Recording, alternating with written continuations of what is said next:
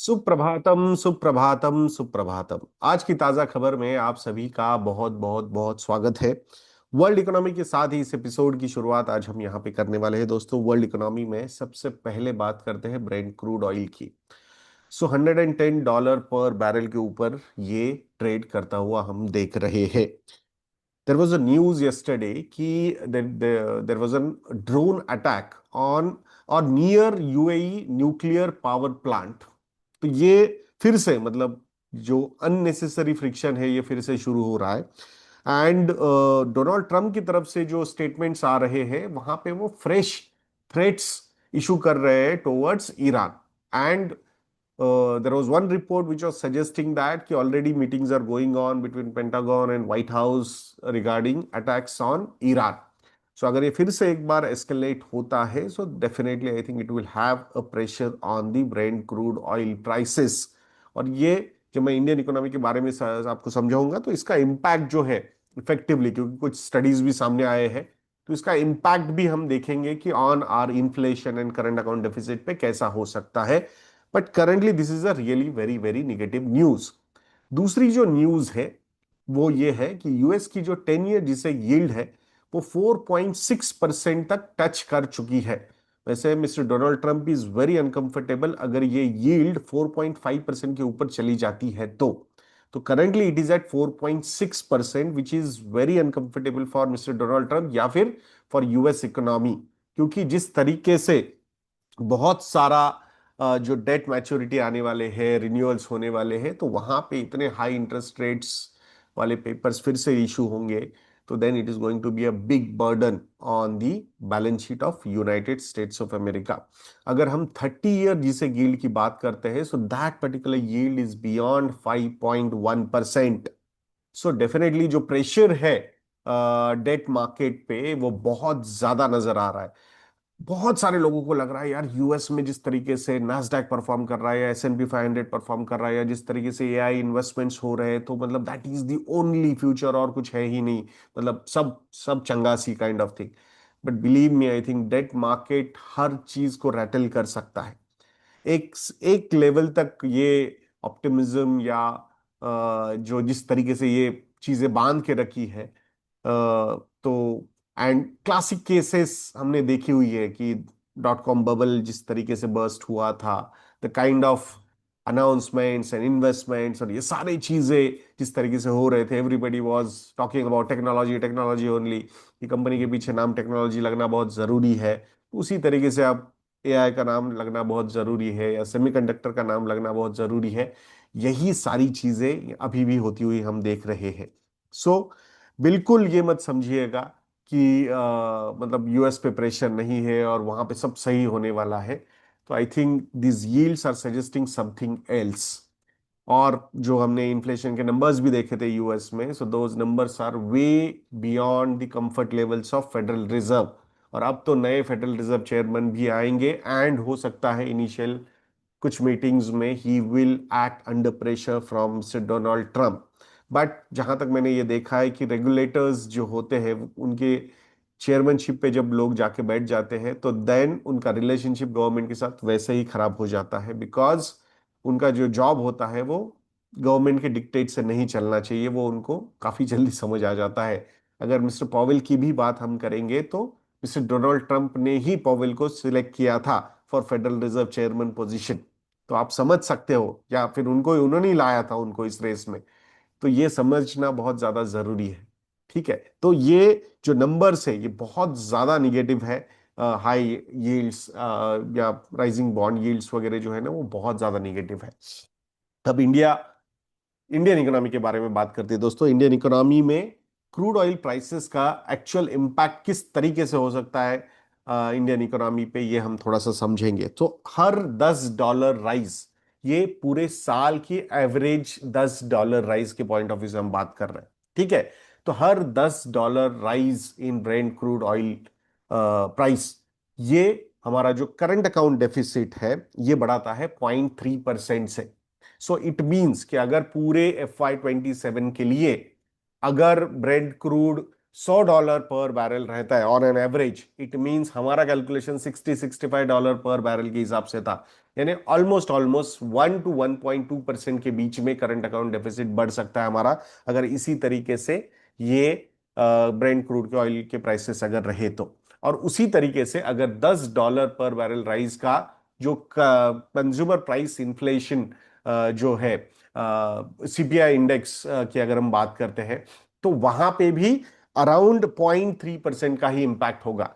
तो it means inflation का भी जो नंबर है वो भी अराउंड 1 to 1.2% से ऊपर जा सकता है, अगर ब्रेंट क्रूड ऑयल प्राइसेस ऐसे ही रहते हैं तो।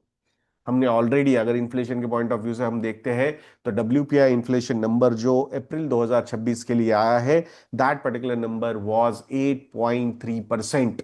सो 8.3% का नंबर हमने ऑलरेडी वहां पे देखा हुआ है।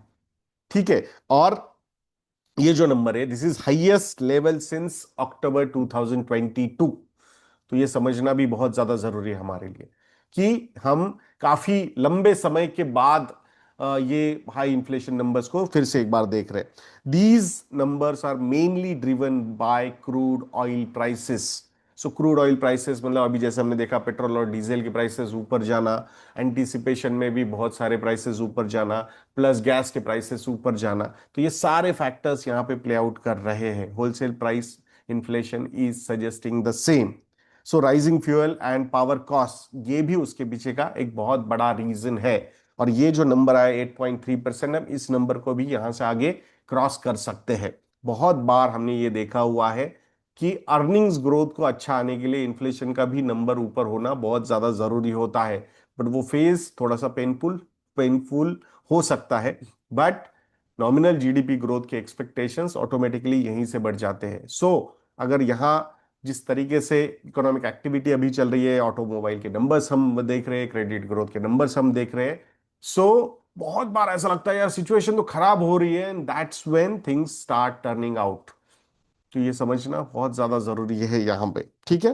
प्लस मेटल प्राइसेस भी जहां पे अभी रिसेंटली ऊपर गए, वो भी एक रीजन था होलसेल डब्ल्यूपीआई इन्फ्लेशन ऊपर जाने के लिए। And plus I think supply chain जिस तरीके से डिसरप्ट हुआ है ऑल ओवर द वर्ल्ड, ये भी प्ले आउट हो रहा है फॉर द इन्फ्लेशन नंबर्स।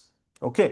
सो अब हम थोड़ा सा स्टॉक स्पेसिफिक या फिर मार्केट स्पेसिफिक थोड़ी सी बातें हम यहाँ पे अब करते हैं दोस्तों। तो जिसमें फर्स्ट जो कंपनी है वो है लॉजिस्टिक्स मेजर्स डिलीवरी के रिजल्ट्स के बारे में बात करते हैं। Q4 FY26 के रिजल्ट्स आ चुके हैं। Net profit number is at 72.39 crore. तो ये मार्जिनली लोअर आया compare to last year, same 72.55 crore ये नंबर था। टोटल इनकम बट यहाँ पे 26.31% से ईयर ऑन ईयर बढ़ा है। So the number is at 2,909 crore rupees. So revenue growth जो है ये स्ट्रांग रही है despite flat profitability. So EBITDA जो है वो 94% ईयर ऑन ईयर सर्ज हुआ है to 231 crore rupees. Last year same quarter the EBITDA number was 119 crore rupees. EBITDA margin जो है वो एक्सपांड हुए हैं from 5.4% to 8%। So transport business जो है वो ग्रोथ को ड्राइव कर रहा है। सो ट्रांसपोर्ट रेवेन्यूज जो है वो 38% ईयर ऑन ईयर बढ़े हैं, and the number is at 2,453 crore rupees. Express parcel business जो है उसने भी थोड़ा सा यहाँ पे स्ट्रॉन्ग मोमेंटम दिखाया है, which is shipment volumes have increased by 72.5% year on year, and the number is at 306 million shipments, यानी कि 30 करोड़ शिपमेंट्स यहाँ पे, 30.5 करोड़ शिपमेंट्स यहाँ पे हुए हैं। एक्सप्रेस पार्सल रेवेन्यू जो है वो 45.9% से यहाँ पे बढ़ा है, and the number is at 1,832 crore rupees. Part truck load segment जो है उसने भी अच्छा परफॉर्म किया है यहाँ पे। The freight tonnage increased by 19.9% year on year, and the number is at 5.49 lakh metric tons. So overall for the full year FY26 consolidated PAT जो है वो यहाँ पे डिक्लाइन हुआ है by 6.8% year on year, and the number is at 152.54 crore rupees. Revenue from services यहाँ पे बढ़े हैं 17% year on year full year के लिए, and the number is at 10,486 crore rupees। Delivery जो है इसने 1 बिलियन एक्सप्रेस शिपमेंट्स FY26 में क्रॉस किए हैं, which is really very good। So annual shipment volume growing at around 40% year on year, so this which is very positive। so exact number अगर हम बात करते हैं तो 1054 मिलियन शिपमेंट्स, 1 बिलियन क्रॉस किया है तो ये नंबर एग्जैक्ट नंबर है 1054 million shipments. Okay, warehousing footprints भी यहाँ पे काफी एक्सपांड हुए हैं and the number is at 22.9 million square feet. So 220 plus countries और टेरिटरीज के साथ यहाँ पे सर्विसिंग हो रही है। और अगर डिलीवरी का नेटवर्क हम बात करते हैं, so it has reached 18,830 pin codes. So this is phenomenal. So active customers जो है कंपनी के अभी है 52,226। लास्ट ईयर्स सेम मतलब क्वार्टर में जो एंड हुए थे कस्टमर्स वो थे 44,290। सो बहुत ही बढ़िया तरीके से यहाँ पे ये ग्रोथ हम देख पा रहे हैं डिलीवरी के प्रॉफिट्स में, बिजनेस में, रेवेन्यू में, हर हर पैरामीटर पे। देन नेक्स्ट जो कंपनी है जिसके बारे में हम बात करने वाले वो है Power Grid Corporation of India. So quarter four के नंबर्स आ चुके हैं। नेट प्रॉफिट का नंबर है 4,546 crore rupees which is up by 9.7%। But यहाँ पे भले ही प्रॉफिट बढ़ा है but revenue has declined by 5% year on year and the number is at 11,666 crore rupees.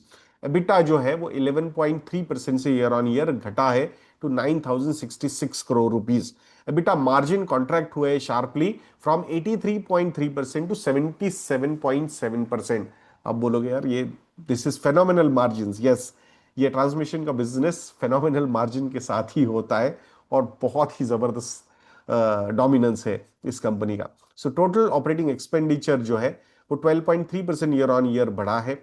Other operating expenditure is also increase by 48%।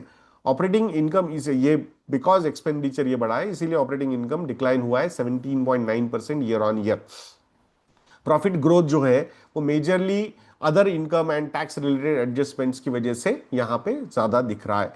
So overall board ने एक 5,000 crore rupees का क्या मतलब कैपेक्स मतलब बोर्ड हैज अप्रूव्ड रेज मतलब capital raise approve किया है 5,000 crore rupees का to support future capex and transmission expansion. So I think जल्द ही ये पैसे उठाए जाएंगे। सो company continues to benefit from India's power transmission capex cycle plus renewable energy integration projects, मतलब ये जो अरी प्रोजेक्ट जो है इसका integration with transmission lines and everything and interstate transmission expansion जो डिमांड है वो उसके लिए ये इन सारी चीजों के लिए जो कैपेक्स लगेगा उसके लिए 5,000 करोड़ रुपए कंपनी रेज करने वाली है। नेक्स्ट जो कंपनी है जिसको हम कवर करने वाले हैं वो है Uno Minda, auto components major Uno Minda. उन्होंने भी क्वार्टर फोर FY26 के रिजल्ट्स दे दिए हैं और पैट का जो नंबर है 326 करोड़ रुपीस का रहा है। 22% ईयर ऑन ईयर ये बढ़ा है। कंसोलिडेटेड रेवेन्यू भी 18% से बढ़ा है and the number is at 5,336 crore rupees. EBITDA also increased by 14%, the number is at 603 crore rupees। EBITDA margin जो है वो 11.3% पे रहा क्वार्टर फोर के लिए। Growth was described as broad based and high quality जो मैनेजमेंट ने बोला है। So it is majorly driven by value added features. Premiumisation पे भी कंपनी ने बहुत ज्यादा फोकस किया है and higher volumes across core and emerging product categories ये मेन रीजंस रहे इस ग्रोथ के लिए। सो अगर पूरे FY26 की हम बात करते हैं तो नॉर्मलाइज्ड कंसोलिडेटेड रेवेन्यू जो है वो 17% बढ़ा है year on year and the number is at 19,589 crore rupees. और नॉर्मलाइज्ड पैट की अगर हम बात करते हैं तो ये number for the whole year has increase by 24% and the number is at 1,166 crore rupees. So Uno Minda ने ईवी एक्सपांशन में काफी ज्यादा अनाउंसमेंट्स किए हैं। 550 करोड़ रुपए का investment for a second EV power train plant in Chhatrapati Sambhajinagar Maharashtra उन्होंने प्लान किया है।